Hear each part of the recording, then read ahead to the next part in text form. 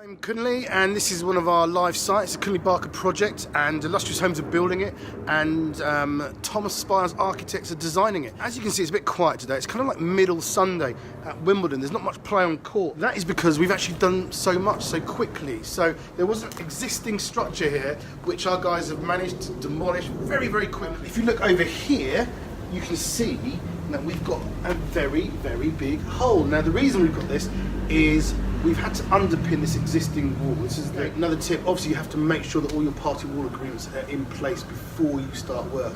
We're going to have a big glass pitched roof here, and right here there's going to be the glass back doors of the property. It's going to let in a lot of light.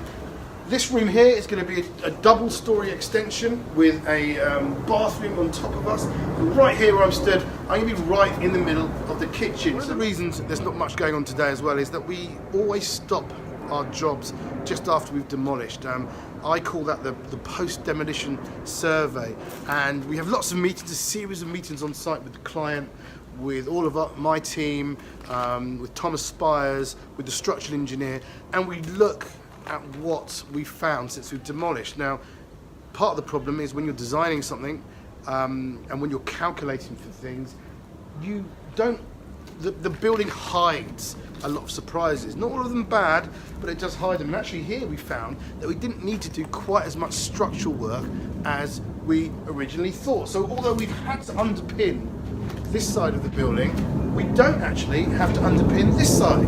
So that's a huge saving for the client. Now if we didn't stop, if we didn't down tools, if we didn't take the time to have these meetings, the client would have carried on and underpinned that. Now for me, that is a cardinal sin for a project manager like myself or a building firm like our firm, and we always do this. It takes a bit more time, it feels like it's slowing the job up, but what it's meant in the case of our client is that they've made huge savings which they can put back into the job, so they're reaping the benefits on this job, so that's fantastic.